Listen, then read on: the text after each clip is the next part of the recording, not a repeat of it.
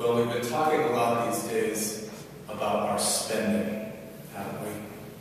Every time you turn on the news, we hear about municipal budgets, the spending in our state budgets, and even at the federal level. And the economists tell us that we're spending too much. I heard this week that in the last presidential campaign, President Obama spent about $740 million to run for president, which was twice as much as what George Bush spent. George Bush spent twice as much as Bill Clinton, and in the next campaign, they're already estimating that we'll reach the $1 billion mark of spending to elect the next president. And it got me thinking a lot about, why do we spend money?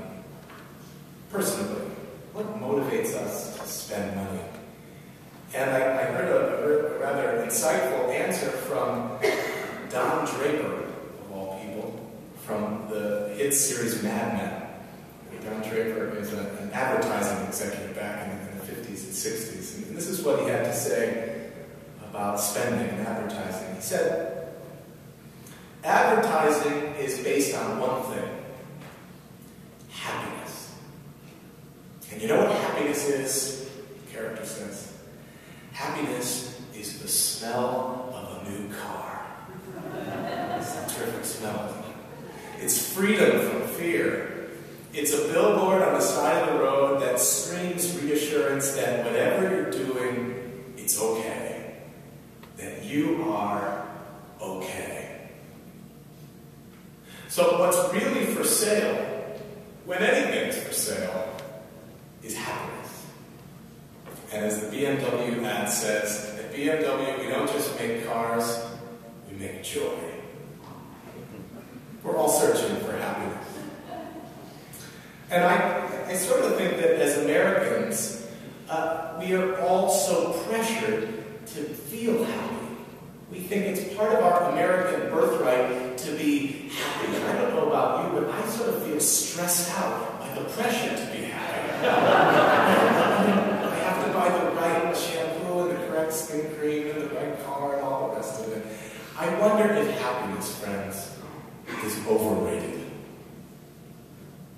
As we've been saying on our men's retreat this weekend, it's our idea of happiness that actually is preventing us from being happy. It's the notion of happiness that we have in our heads that's making us so miserable. Happiness in the end is not about getting what you want. Happiness is knowing that you already have what you need. You already have it. If we are to believe what Paul tells us, that we are truly temples of the Holy Spirit, if we are truly the place where God lives, then we have what we need to be happy, because peace is not the absence of suffering. Peace is the presence of God. Now, this is a lesson I've been trying to learn. It's a lesson that I didn't learn on the very first vacation that I took with my newborn some 7 years ago. Now, my daughter was a screamer from the time she came out of the womb. She screamed when she had the bottle, she screamed when she didn't, she screamed when she was in the car, she screamed all night long for 3 years. She just screamed, and finally we took her to the doctor. The doctor says, well, she has colic. I said, thank God, finally there's a diagnosis. I said, doctor, what does that mean? He said, it means she screams a lot.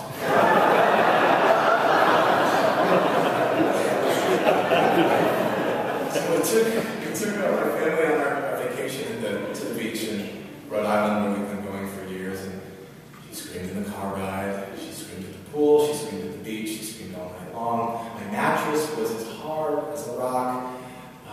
My wife scored like a truck driver through the whole vacation.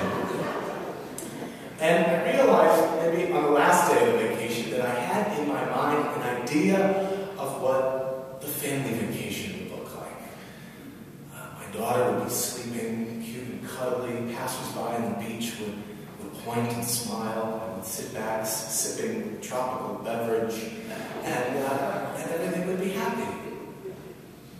But you see, I was suffering so much because I was comparing the reality of what I was experiencing to some idea in my mind. It was the idea of happiness that was actually preventing me from being happy. Now contrast that experience with the experience I had just a few months ago at the Hartford jail. And I went to teach a Bible study. And I'd never been inside of a jail before, and when I arrived, I was a bit nervous and a bit scared. I'd seen all sorts of shows about life in prison and in jail. And I was fully expecting that when I arrived, my little Bible, that I would get a bodyguard. Right? It's a dangerous place. And instead they gave me a nun.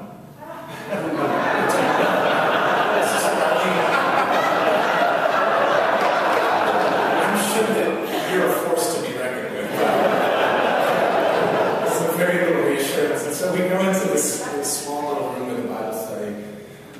What happened, and I'm kind of watching, from all directions, just keenly aware that I was in a dangerous place. And just before the inmates were to come into this space, a guy runs right at me. He's a big, tattoo-covered guy, and I just see him out of the corner of my eye, and I'm thinking, it's over.